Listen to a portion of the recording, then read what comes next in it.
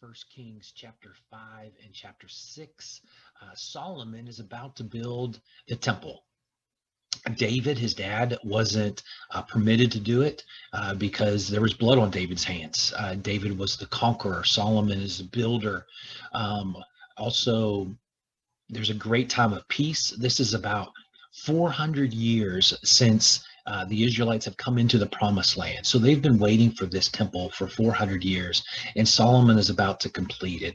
And the symbol symbolizes God's presence, that God is still with the Israelites.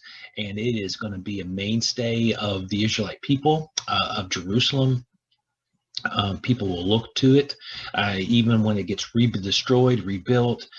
There's so much symbolism that's taken place. And so let's get into um, the text so you can see how it's getting done. King Hiram of Tyre had always been friends with Solomon's father David. And when Hiram learned that Solomon was king, he sent some of his officials to meet with Solomon. Solomon sent a message back to Hiram. Remember how my father David wanted to build a temple where the Lord, his God, could be worshiped? But enemies kept attacking my father's kingdom, and he never had the chance.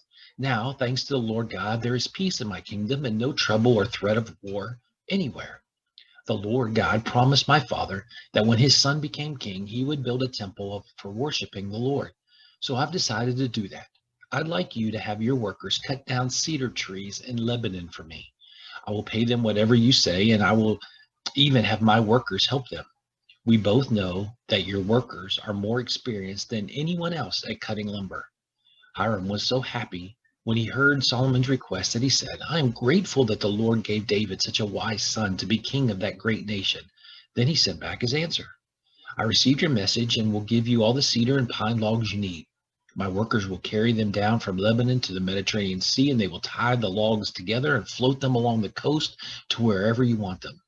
Then they will untie the logs, and your workers can take them from there. To pay for the logs, you can provide the grain I need for my household. Hiram gave Solomon all the cedar and pine logs he needed. In return, Solomon gave Hiram about 125,000 bushels of wheat and about 1,100 gallons of pure oil each year. The Lord kept his promise and made Solomon wise. Hiram and Solomon signed a treaty. They never went to war against each other. Solomon ordered 30,000 people from all over Israel to cut logs for the temple, and he put Adoniram in charge of these workers. Solomon divided them into three groups of 10,000. Each group worked 1 month in Lebanon and had 2 months off at home. He also had 80,000 workers to cut stone in the hill country of Israel, 70,000 workers to carry the stones, and over 3,000 assistants to keep track of the work and to supervise the workers.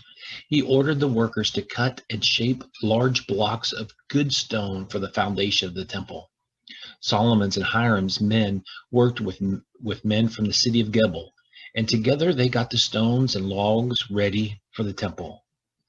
Solomon's workers started building the temple during Ziv, the second month of the year. It had been 4 years since Solomon became king of Israel, and 480 years since the people of Israel left Egypt. The inside of the Lord's temple was 90 feet long, 30 feet wide, 45 feet high. A 15-foot porch went all the way across the front of the temple. The windows were narrow on the outside, but wide on the inside. Along the sides and back of the temple, there were 3 levels of storage rooms. The rooms on the bottom level were 7.5 feet wide, and the rooms on the middle level were 9 feet wide, and those on the top level were 10.5 feet wide. There were ledges on the outside of the temple that supported the beams of the storage rooms so that nothing was built into the temple walls.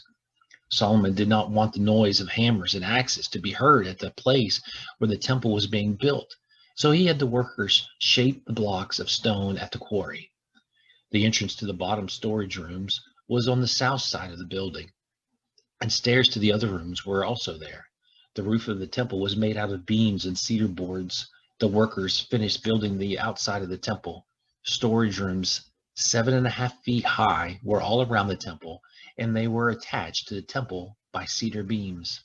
The Lord told Solomon, if you obey my commands and do what I say, I will keep the promise I made to your father David. I will live among my people Israel in this temple you are building, and I will not desert them.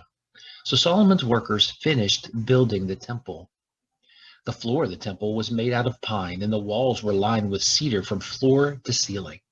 The most holy place in the back of the temple, it was in the back of the temple, and it was 30 feet square. Cedar boards standing from floor to ceiling separated it from the rest of the temple. The temple's main room was 60 feet long and was in front of the most holy place. The inside walls were lined with cedar to hide the stones, and the cedar was decorated with carvings of gourds and flowers. The sacred chest was kept in the most holy place. This room was 30 feet long, 30 feet wide, 30 feet high, and it was lined with pure gold. There were also gold chains across the front of the most holy place and the inside of the temple, as well as the cedar altar in the most holy place was covered with gold. Solomon had 2 statues of winged creatures made from olive wood to put in the most holy place, and each creature was 15 feet tall and 15 feet across. They had 2 wings, and the wings were 7.5 feet long. Solomon put them next to each other in the most holy place, and their wings were spread out and reached across the room. The creatures were also covered with gold.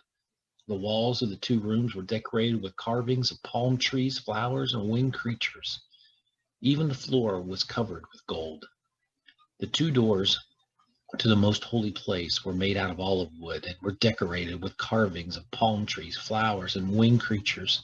The doors and the carvings were covered with gold. The door frame came to a point at the top. The 2 doors to the main room of the temple were made out of pine, and each one had 2 sections so they could fold open. The door frame was shaped like a rectangle. It was made out of olive wood.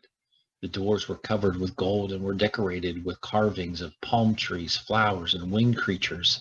The inner courtyard of the temple had made walls out of 3 layers of cut stones with 1 layer of cedar beams.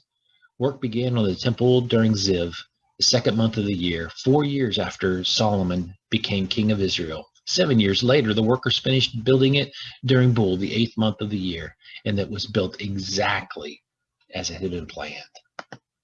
So gives you an idea of the temple and what was going on. Here is the Holy of Holies, and the altar. And you can see that all that was going on and the gold that was laid in, nothing was it had to be great. I mean, you're building it for God. And, sometimes when you're driving around and you see churches that are falling apart, not being taken care of, to me, I mean, it's a sin.